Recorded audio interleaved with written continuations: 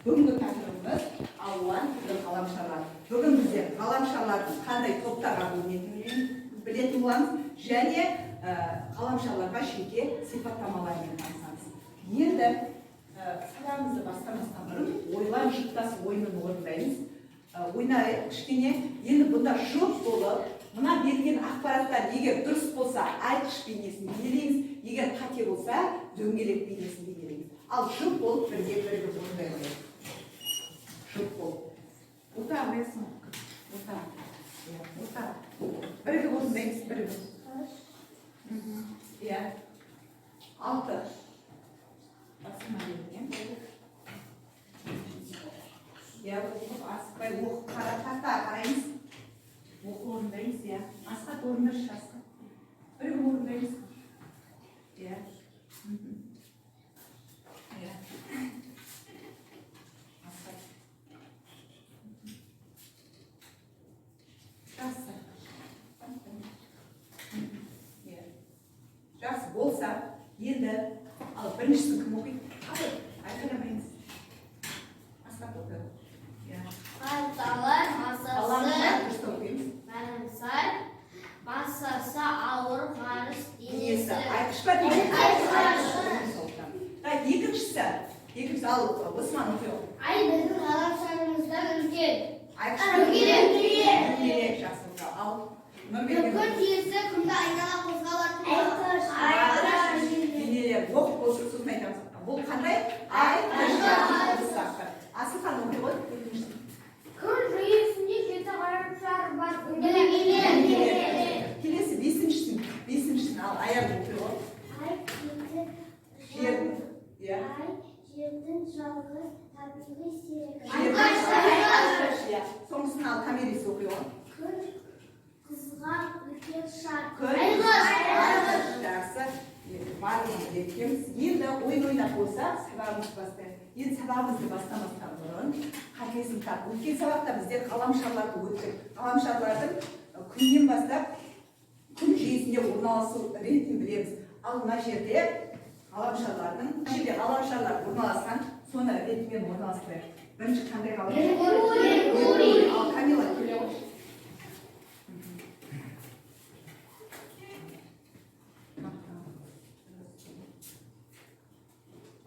Екінші қандай ғаламшар? Шолпан. Кімші? Шолпан. Асқат келе ғой. Айқайламаймыз.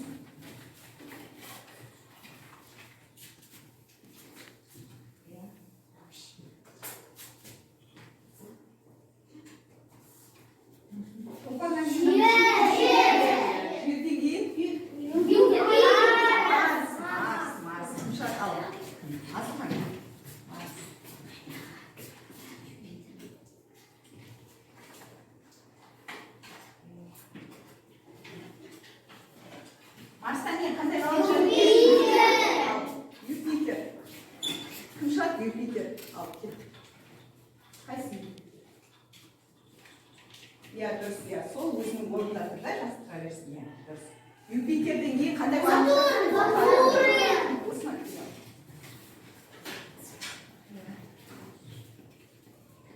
Содан қандай ғаламшар?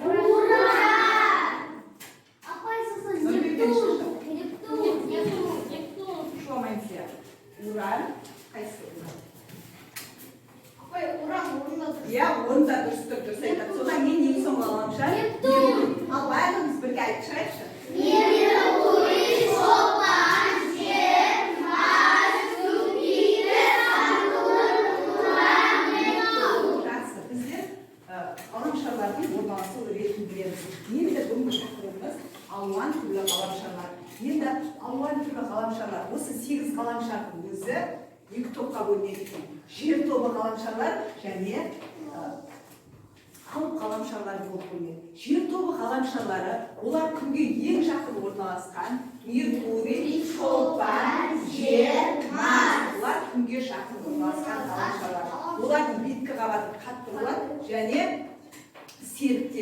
аз болады. Енді келесі күннен алыс орналасқан ғаламшарларды ғаламшарлар. Олар салмағы өте үлкен ғаламшарлар. Юпитер, Сатурн, Уран, Нептун. Оларды алып ғаламшарлар. Енді мына ғаламшарлардың өзі жеке-жеке сипаттамаларына тоқталып кетейік. Бірінші бізге күнге ең жақын орналасқан ең кішкентай ғаламшар ол Меркурий. Шолпан да күнге жақын орналасқан ғаламшар. Оны кешкі және таңғы жұлдыз деп атайды екен. Одан кейін жалғыз тіршілік белгісі бар ғаламшар біз өмір сүріп жатқан ол не? Жер ғаламшары, жер екен. Оның табиғи серігі не білеміз ғой? Жердің табиғи серігі ай. Енді жерден кейінгі келесі ғаламшар Марс, қызыл түсті жұлдыз. Марстың екі табиғи серігі бар екен. Олар Фобос және Деймос. Енді бұлар қандай ғаламшарлар сонда? Жер ғаламшардың өзі екеуі бөлінеді. Бұл жер. Ал ғаламшарлар ең үлкен ғаламшар бізге Юпитер газдан түзілген ғаламшар екен. Оның беткі қабатында сутек пен гелийдің қоспасы болады. Оның беткі қабаты не болады екен? Қатты болады екен. Келесі бізде ғаламшарлардың ішінде сақинасы бар ғаламшар. Сатурн екен, сақинасы бар ғаламшар. Уран негізінен мұздан тұратын көгілдір түсті ғаламшар. Ол бізге көбіне көк жасыл түстерде көрінеді екен. Одан кейін ең алыс орналасқан ғаламшар бізге Нептун. Оны дауылдық ғаламшар деп атайды. Оның 13 серігі бар. Бұлар қандай ғаламшарлар сонда? Алып ғаламшарлар. Сонда ғаламшарлардың өзі жер тобы ғаламшарлар және жер тобы ғаламшарларын атайықшы. Меркурий, Шолпан, Жер, Марс. Алып ғаламшарлар Юпитер, Сатурн, Уран, Нептун. Бұларды алып жақсы. Енді кітапқа қарайық. Оқулыққа қарайық. Мына жаңа айтып кеттік қой мына ғаламшарларды. Келесі оқулықпен жұмыс жасайық. Бәріміз оқулыққа қарайық. Оқулықта мына жерде тұр. Сіздерге айтады, әрқайсысына қандай сипаттама сәйкес келетінін ойлаңыз. Сіздер жаңа жеке-жеке барлық ғаламшарға сипаттама беріп кеттік. Енді осының ішінде мына астына сипаттамалар қайсына? Мына бірінші тұрған не бізде? Кім оқып береді?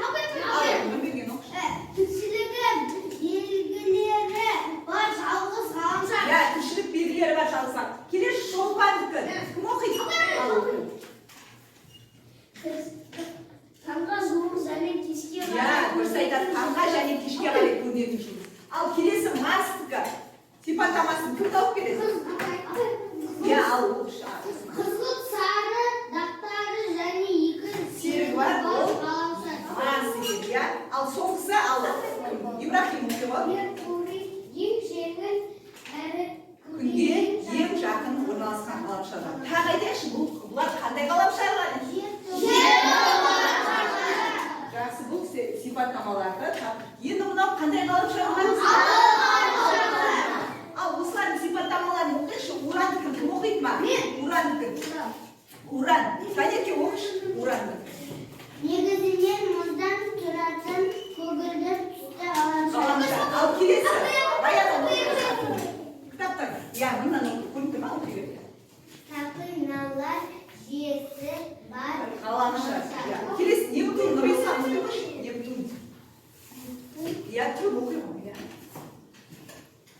Күннен ең алыс орналасқан өте қатты жер болып тұратын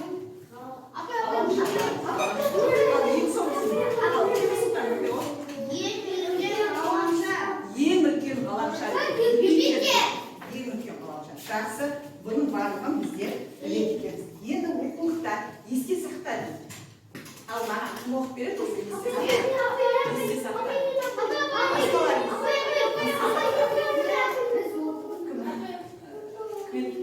Әлбе оқыш. Күн жүйесінің ғаламшарлары екіге бөлінеді. Жер тобы ғаламшарлары Меркурий, шолпан, жер, Марс және алып ғаламшарлар Юпитер, Сатурн, Уран, Нептун. Ал сен білесің бе дейді, кім оқиды ма? Сен білесің. Асылхан оқышы, иә. Ерте қозғалатын ғаламшар күнге жақын Меркурий, ал ең баяу қозғалатын ғаламшар барлығынан алыс орналасқан Нептун. Нептун екен. Ең алыс орналасқан тез қозғалатын не екен ол? Нептун. Тез қозғалатын Меркурий. ал баяу қозғалатын Нептун. Нептун не? Ең алыс орналасқан. Жақсы.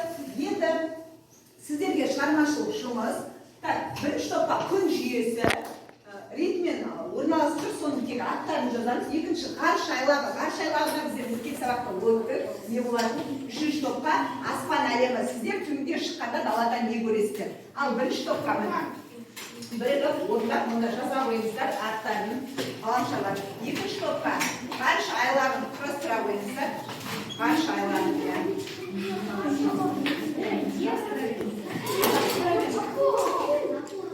жаздырып иә, метеорит деп жаздырып. Ал сіздер тақтаға аспан әлемін жасай қойыңыздар. Иә, сіздер далаға шыққанда не көресіздер? Сіздер айтыңдаршы, не көресіздер? Ай, жұлдыздарды көресіздер. Тағы не көресіздер? Жерді қарап алып деп жаздыра қойыңыздар. Ана мына скотчты